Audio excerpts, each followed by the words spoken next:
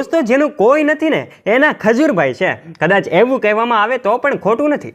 નિરાધારનો આધાર બનેલા ગુજરાતના સોનું સૂદ કહી શકાય એવા ખજૂરભાઈની વાત આજના વિડીયોમાં આપણે કરવાના છીએ. ગુજરાતના ગરીબોના મસીહા ગણાતા નીતિન જાની ઉર્ફે ખજૂરભાઈ માટે લોકોની લાઈનો લાગે છે. દરેક ગુજરાતી સલામ કરીને કહે છે કે ભગવાન તને અમીરોનો અમીર બનાવે, અને એ બીજા હાથે એક હાથે લે છે અને એક હાથે આપી દે છે. આ ખજૂરભાઈની વાત કરવી છે. એક સમયે કોમેડી કરીને રૂપિયા કમાતો નીતિન જાની આજે ગરીબો માટે આશાનું કિરણ બન્યો છે. નીતિન જાનીની એ ખજૂરભાઈ બનવાની સફર પણ એટલી સરળ નથી દોસ્તો, ખૂબ કઠિન રહી છે.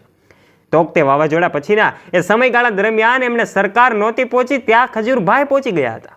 જ્યારે દોસ્તો, આ ખજૂરભાઈ માટે વિડીયોને એક લાઇક કરી દેજો. અને આજના વિડીયોમાં આપણે આ દાનવીર ખજૂરભાઈની વાત કરીશું. માટે વિડીયોમાં આગળ વધીએ તે પહેલા નીચે રહેલું બેલ આઇકન દબાવીને અમારી ચેનલને અવશ્ય સબસ્ક્રાઇબ કરી લેજો અને આ વિડીયોને દરેક ગ્રુપમાં શેર કરી દેજો.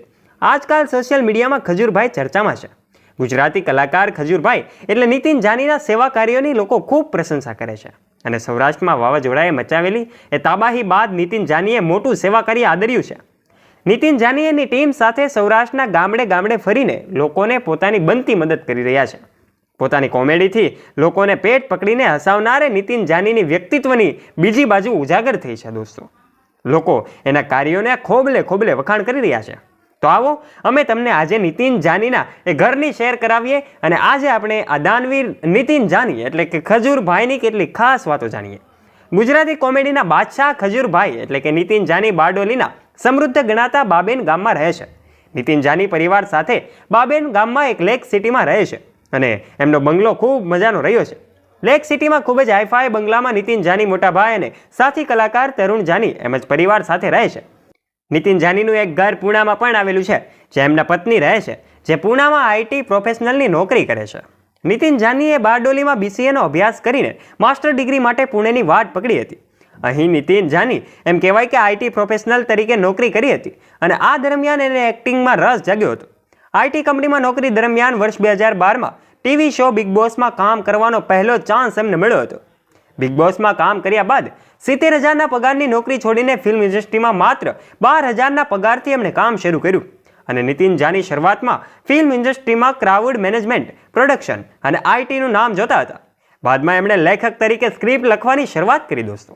નીતિન જાની બિગ બોસ બાદ ઝલક દિખલા જા, સાવધાન ઇન્ડિયા, ગોટ ટેલેન્ટ અને કેબીસીમાં પણ કામ કરી ચૂક્યા છે. બાદમાં પોતાનું વેન્ચર શરૂ કર્યું અને ગુજરાતી ફિલ્મ આવું જ રહેશે ડિરેક્ટ કરી હતી. પોતાના ડિરેક્ટ કરેલી આ ફિલ્મ ગુજરાતી આવું જ રહેશેનું પ્રમોશન અને માર્કેટિંગ માટે એમણે જીગલી ખજૂરના વિડીયો બનાવવાનું શરૂ કર્યું. હવે દોસ્તો, આ વાત કંઈક રસપ્રદ બનતી જાય છે. આ જીગલી ખજૂરના વિડીયો તો કદાચ તમે જોયા જ હશે. જીગલી ખજૂરના વિડીયોને અંદાજથી વધુ સફળતા મળી છે. લોકોના જબરજસ્ત રિસ્પોન્સ મળતા જ નીતિન જાનીએ જીગલી ખજૂરના કોન્સેપ્ટને ચાલુ કરવાનો નિર્ણય લીધો હતો. એ સમયે ફેસબુક અને યુટ્યુબમાં હજારો નહીં, લાખો નહીં પણ કરોડ લોકો એમના વિડીયો સુધી પહોંચ્યા હતા. ખજૂર જીગલીના વિડીયોએ ધમાકો મચાવી દીધો હતો. જોકે થોડા સમય બાદ ખજૂર જીગલીમાંથી જીગલીનો રોલ કરતા ધવલ ડોમડિયાને પણ તમે ઓળખતા જ હશો. આ ધવલ ડોમડિયાએ નીતિન જાનીથી અલગ થઈ જવાનો નિર્ણય લીધો અને નીતિન જાનીએ બાદમાં પોતાની નવી ટીમ બનાવી વિડીયો બનાવવાનું શરૂ કર્યું હતું. આજે નીતિન જાનીની ખજૂરભાઈ અને ખજૂરભાઈ વ્લોગ્સ એમ 2 યુટ્યુબ ચેનલ છે. એમના વિડીયોને લાખો લોકો જોઈ રહ્યા છે અને એને ખૂબ પ્રેમ આપી રહ્યા છે. કારણ કે ખજૂરભાઈનું કામ પણ ખૂબ સેવાકીય રહ્યું છે. સમાજ માટે, ગરીબોને માટે, ગરીબોના કલ્યાણ માટે એમણે રૂપિયા વાપર્યા છે. માટે નીતિન જાનીની આજે સૌ કોઈ નોંધ લે છે અને એમના વખાણ કરતા ઠાકતા નથી હો. નીતિન જાનીની જો પર્સનલ લાઈફની વાત કરીએ તો એમણે વિધિ જાની સાથે લગ્ન કર્યા છે. વિધિ રાજસ્થાનના કોટા જિલ્લાના બારાના રહેવાસી છે. બંને કોલેજમાં અભ્યાસ દરમિયાન એમ કહેવાય કે એમને પ્રેમ થયો હતો. બાદમાં બંનેના પરિવારની સંમતિથી એમણે લગ્ન કર્યા છે અને આજે ખૂબ સારું દાંપત્ય જીવન એવું જીવી રહ્યા છે. આ નીતિન જાની આ વિશે આપનું શું કહેવું છે? આ નીતિન જાનીની સેવા કાર્ય વિશે આપને જો વિશેષ ખબર હોય તો આપનો મત પણ કોમેન્ટ બોક્સમાં અમને કોમેન્ટ કરીને જરૂરથી જણાવજો. વિશેષ આ સેવા કાર્યને અનેક લોકો સુધી પહોંચાડજો દોસ્તો. તમારા વોટ્સએપ ગ્રુપમાં, ફેસબુક ગ્રુપમાં અને ઇન્સ્ટાગ્રામ ગ્રુપમાં આ વિડીયોની લિંકને શેર કરી દેજો. જેનાથી આપણે આર્થિક રીતે તો સહયોગ ન કરી શકીએ પણ આવા કામ કરતા એમ કહેવાય કે ગરીબોના મસીહા લોકોને આપણે આધારરૂપ બની શકીએ, એમના પ્રોત્સાહક બની શકીએ. માટે આ વિડીયોને શેર કરજો, આ વિડીયોને લાઇક કરી દેજો અને નીચે રહેલું બેલ આઇકન દબાવીને અમારી ચેનલ સબસ્ક્રાઇબ પણ કરી લેજો, જેનાથી આવા જ રોચક અને રસપ્રદ વિડીયોઝની નોટિફિકેશન્સ મળતી રહે આપને સૌથી પહેલા.